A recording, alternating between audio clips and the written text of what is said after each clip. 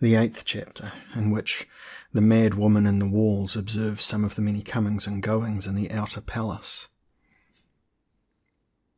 Lying flat with her eyes close against the grille, which was immediately and coincidentally opposite to that which Jephraim Tallow had used on New Year's Eve, the madwoman stared into the hall, her ears filled with the beauty of the choir's single voice as it entertained the dining nobles below. She was starved, as she usually was, but she was not hungry. Thin fingers held the grill, occasionally combing the tangled red-brown hair or scratching at the grey flesh of her long body, while parasites ran in and out of her rags unheeded. There was a seraphic smile upon her filthy face.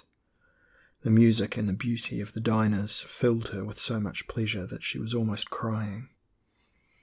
Already sweetmeats and savouries had been served, and wine waved away, heralding the end of the meal.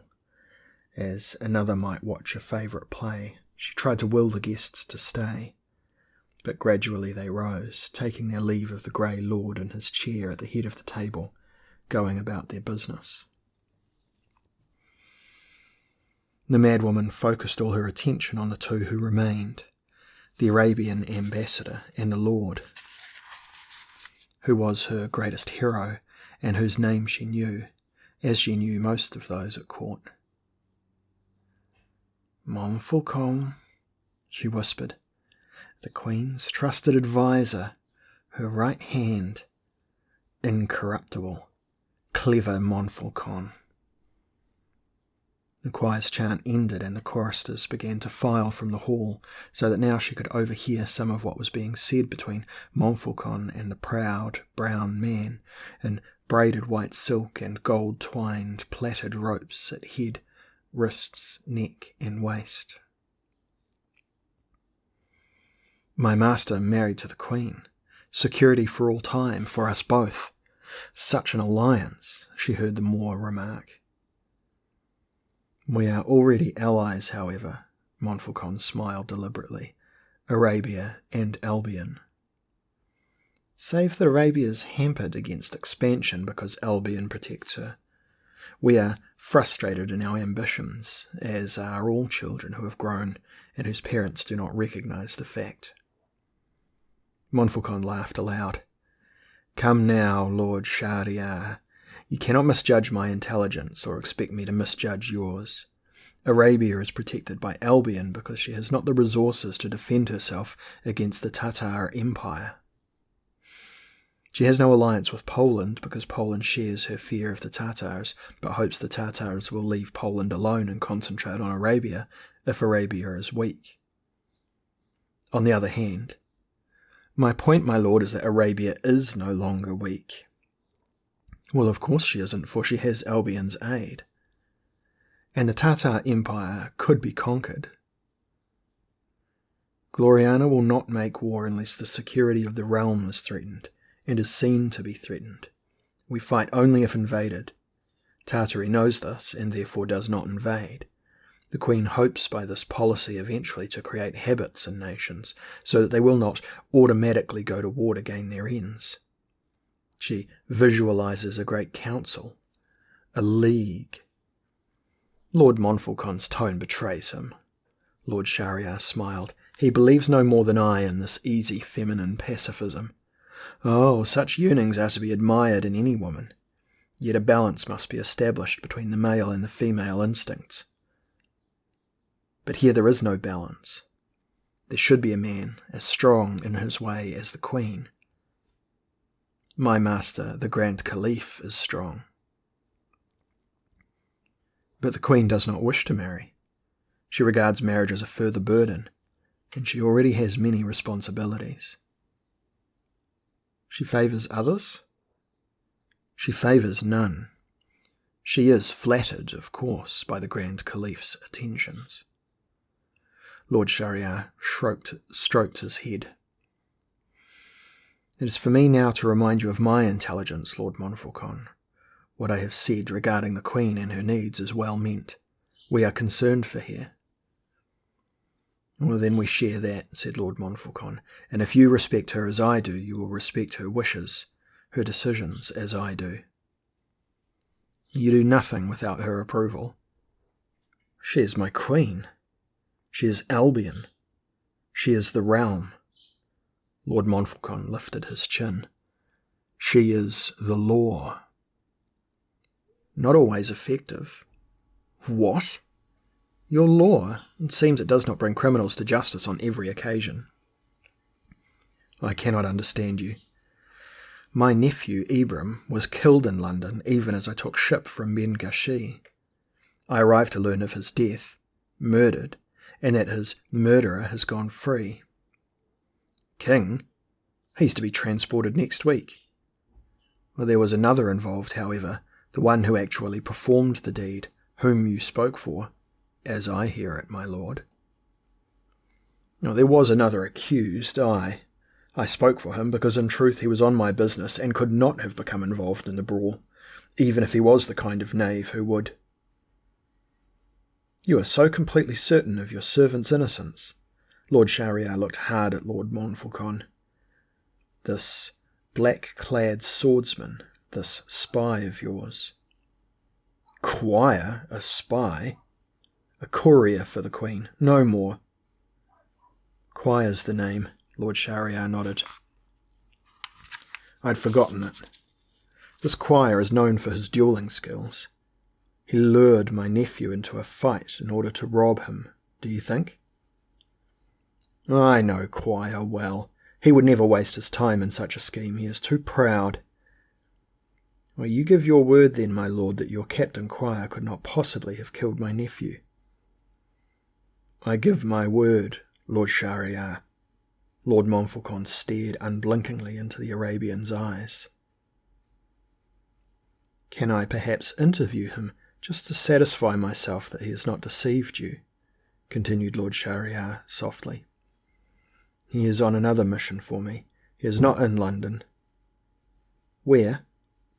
"He helps in this business concerning the King of Poland. If you listen to rumours, my lord, you'll have heard that one, eh?" "That Casimir was taken by brigands for ransom." "Yes." "Do you think he's still alive?" "A ransom note was received by the Polish merchants. The villains think they have nothing more than an ordinary aristocrat in their hands." "Well, I trust he fares better with your justice and its keeping than did my nephew." The Saracen rose in his chair. "Albion fast becomes a lawless land, it seems, with brigands and murderers allowed to range wherever they will, slaying nobles, capturing kings." "There are no murders in your own land, my lord?" "Well, some, of course. There were many more before Albion protected you and brought her law to you." "When King Herne sat on this nation's throne, that's true," said Lord Shahryar pointedly. "If the land is to be properly ruled, then there must be a man. The Queen is the greatest sovereign Albion has ever known. The world envies us our monarch. As a mother, she is sometimes just a little too fond of her children. Thus she cannot see either the faults or the faults of those who, pretending friendship, threaten them. With a good stern husband at her side, she has the help of men such as myself."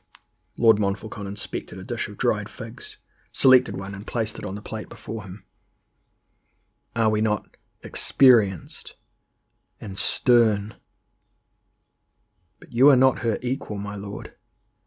"Her equal, my lord, does not exist."